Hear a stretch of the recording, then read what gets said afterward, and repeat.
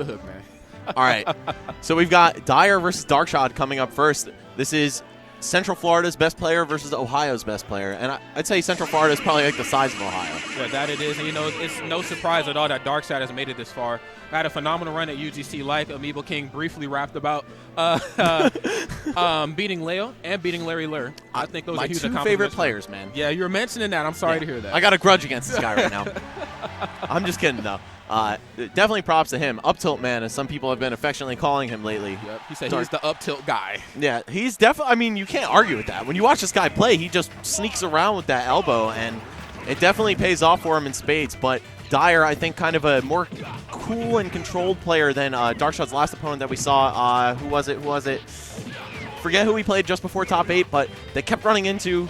No! Just as I was talking about him being calm and sane and chill, like Dyer just gonna do that. But actually, also to contradict exactly what I just said, Dyer, if you look at this man in the player cam, when things aren't going his way, he's going nuts. He definitely wears his emotions on his sleeves. And sure. so I guess he's a little night and day, if you will. At times he's very stoic and he's very unemotional, but then, like, when the chips are against him, he is just, man, he's very, very, I don't know what the word would be. Very emotional, I suppose. Yeah.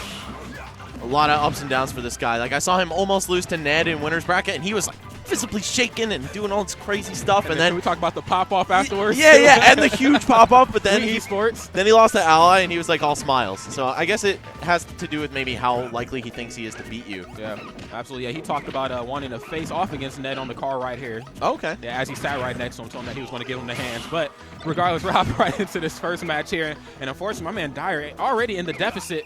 Yeah, this matchup definitely not considered very good for Ryu either. Yeah, man, Ryu's just combo food for Diddy Kong, but it's looking like this is the other way around here. Ryu obviously sitting at 80%, working with a bit of rage, and it doesn't take too much, oh my goodness, for him to try to find kills. It's the Darkshad special, man. If he's not up tilting, he's probably going to do an uppercut. Heck, if you're not up tilting, are you playing Ryu right? There's nowhere to go but up for Darkshad. This guy only knows one direction, and, I mean, Dyer definitely threw him that stock at the beginning, even though Darkshad had still yet to be touched and was doing a pretty solid string of hits. He still definitely got that free advantage, and I think we really saw him push it. Dyer unable to really create the action that he wanted. And I feel like that's one of Diddy's weaknesses. If he's on the offensive against the right character, someone maybe big with heavy hitboxes to trade with him, then it's kind of hard for him to pull back. Yeah, because more times than not, Diddy Kong on stage doesn't mind trading. I mean, obviously, off stage is a completely different story because that hidden jungle tech he has is just not strong at all. But on stage, it's a different story. But nonetheless, though, we're hopping right in here to game 2, and things are starting a little better. I mean, he has his first stock 20 seconds in. Yeah, this is definitely a better start for Dyer, and let's see if he's able to have a better finish, man, because Darkshad has just been trading with him over and over again, and that's not favorable for Diddy Kong, who does like half the damage per hit as Ryu. Honestly, most characters in the cast probably don't want to go toe-to-toe with Ryu. Literally, man, that forward air. It was like the whole screen shakes. Oh, my goodness, trying to bait out the air dodge into the stage. Okay. Darkshad with the phenomenal reads here, but finds himself backed into a corner. Oh, no. And he just went for it. Okay.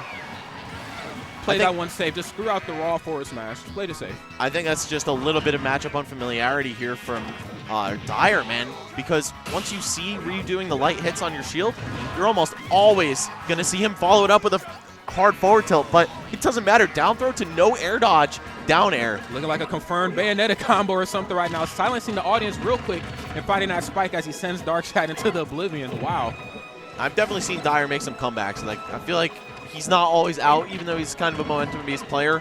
Once he goes down, if he really makes that comeback happen, or at least starts it, then he could carry it all the way to the end zone. Yeah, man. Smash for it. Quite the comeback kid game, if you will. Nice. Input of Jukin. Oh, but unfortunately slips on the banana peel. Tries to cover that with those up tilts, of course. Yeah, man. He is up tilt man for a reason. Like, when a Mega Man player beats him, he gets the up tilt power. Just shoot like mini elbows out of your arm cannon. But this is such a tight game. Only 20% apart, and considering the relative weight and kill power of these characters, it's basically dead even.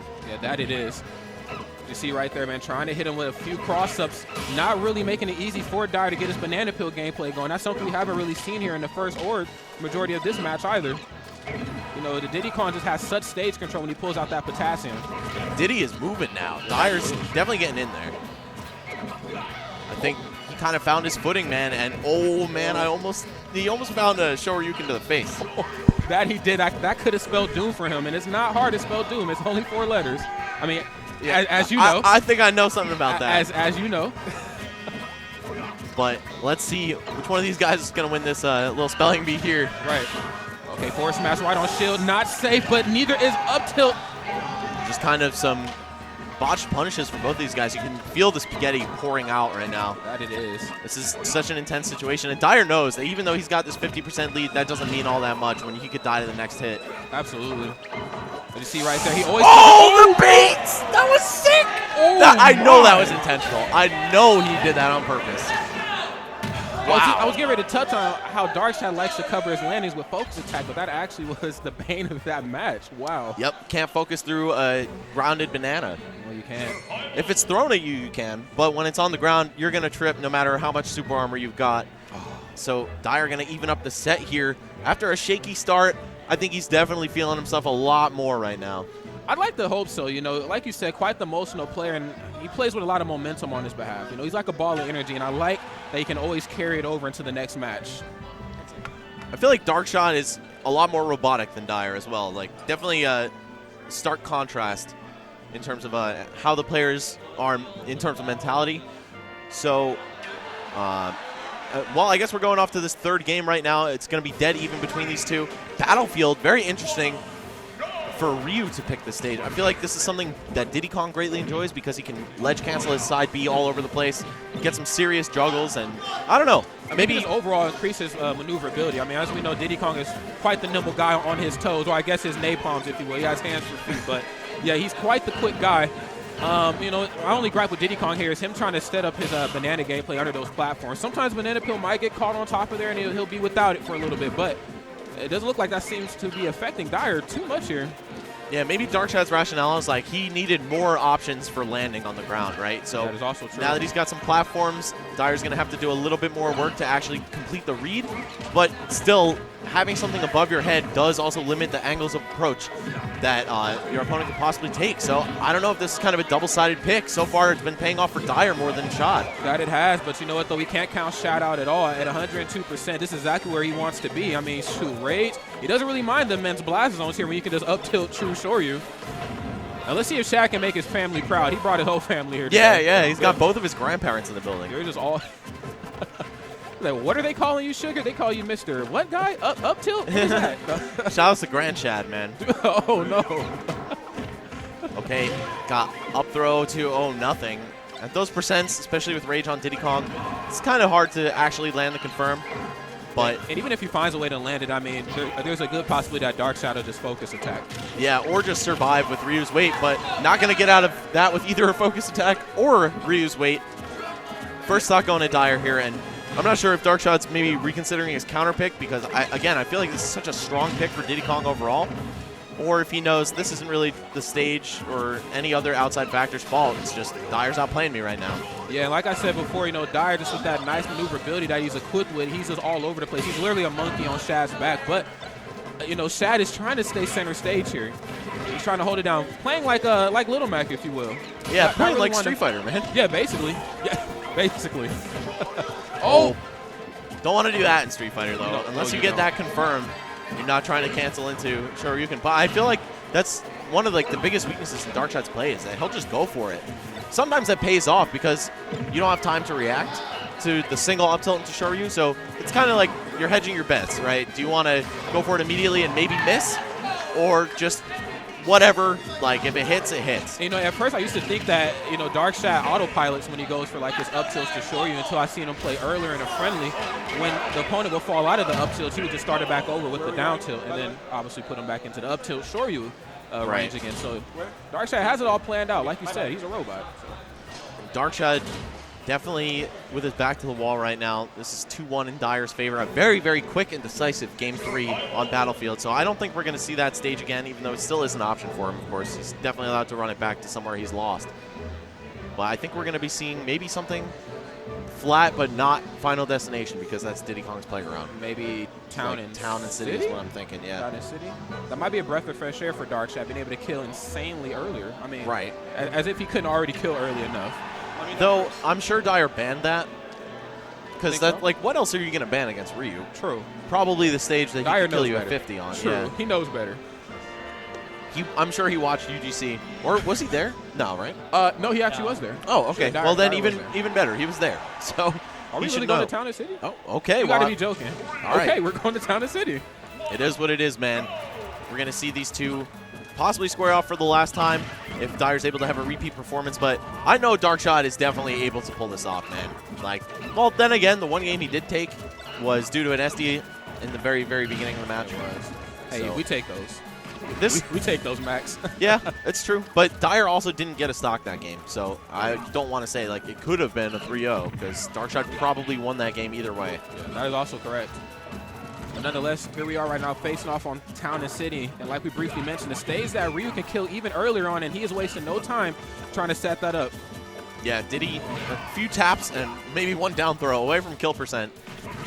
If we see those elbows, man, we're not going to be seeing much of Dyer.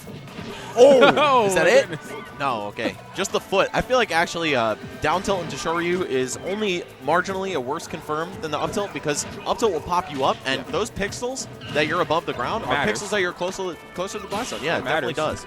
Yeah, every inch matters when you're playing a character like Ryu, but it also matters in Dyer's position as well, too. Every inch that you are away from him matters. You don't want to approach too crazily. No. Oh, my. Speaking of too crazy, with Shoryu too, I'll just do another one. Why not? And that's the benefit, man, of the true Shoryuken. It has minimal landing lag. Comes out, I believe, is it frame 1? I think it's like invincible. Like, you know Oh, what? yeah, it's invincible on hold Sparta. Hey, but up. you know what, though? UR has a whole dictionary up here My on guess, frame data. without looking, I'm going to say invincible 1 to 3, hits on 3, or maybe 2. Alrighty. But while we look that up, Darkshad barely holding on to this lead right now. Only 2% on Dyer, and he knows one banana into up smash is going to spell his death. That it is, and so he's camping up there on those platforms, and I'm not mad at him at all. We all know Diddy Kong, he just controls the stage when he pulls out the banana pill, but down tilt in the up smash, though, playing it safe, not wanting to overextend too much. Dyer Diddy Kong picking it up. combos. Yeah, man, 101. Diddy Kong 101. Diddy Kong for dummies, man. Okay, by the way, it's invincible 1 to 6 and hits on 6. Oh, nice. Okay. That is quite the move that Sakurai equipped Ryu with. I mean, really, it was the Street Fighter team that equipped him with it. Yeah, but invincible, whose idea was that? That's seriously? Yeah, all Dragon Punches, Shoryukens, and Street Fighter are invincible on startup. But wow, at that, getting punched in the face, the full focus, level 3, crumpled into, bam, Shoryuken off the top. And Darkshad taking a quick swig of water. He must be up there sweating. It must be hard work throwing those out, man. Yeah, definitely. You gotta like jump and do a full 360. Definitely seems like it gives you like a full body workout to do that, you know, just in the lab practicing Shoryukens. Okay. So we've seen Town and City. Okay. Dreamland. Makes sense, but to some degree, I'm not sure what Dyer's thinking here because the stage has it doesn't have a low or high ceiling. I believe it is completely like on par with FD and Smashville. But either way, it's a tri-platform stage without the high ceiling. Yeah, absolutely. Okay, here we are right now. Dyer trying to apply some nice pressure there towards the right side of the stage, but just like what we've seen on Battlefield, Ryu wants to stay center stage, as always. Very nice. Oh, and with the back throw. Okay, banana peel into up air as well, applying some nice platform pressure. Okay, here we go, another banana peel into up air as well. Dyer playing this one very safe, not doing anything too spontaneous. 92% though, definitely nowhere close to death quite yet. I mean, fairly close, but Ryu doesn't have to worry so much. Whereas Diddy at 50, it looks like he's only taking half the damage, but he's just as close to dying. That he is. Very important to take that into account when watching a matchup like this. Yes, sir. You know, Ryu just with those fantastic moves on his utility belt that he can just throw out at his disposal. Yeah, he's kill you ever so early. Definitely packing some serious KO power. Oh, and he tries to go for the roll in. Dyer just going to return the favor with a roll back into the center of the stage himself, not getting caught by any up tilt shenanigans from the up tilt guy himself. Absolutely not. Down tilt right on the perfect shield. No follow-up. Going for a few more, applying some nice pressure. Darkshad has just been slipping all over the place, man. The grounded banana is definitely throwing him off. And maybe the fact that they blend into the background so well is part of Dyer's counter pick here. Possibly. I mean, Darkshad is wearing glasses, though. I don't know. Yeah. That is also true. Maybe he has to get a new prescription. I guess so. But it's going to be Dyer taking the first stock here. Darkshad now has to play catch-up, and I feel like that's really where Ryu suffers. This character doesn't have the best approaching tools, but he can stuff an approach very well, of course, with multiple up tilts and stuff. Yeah. And as we know, Darkshad ever so proficient at finding entry with those up tilts, but falling a little short here as Dyer runs away with this slightly. 89%.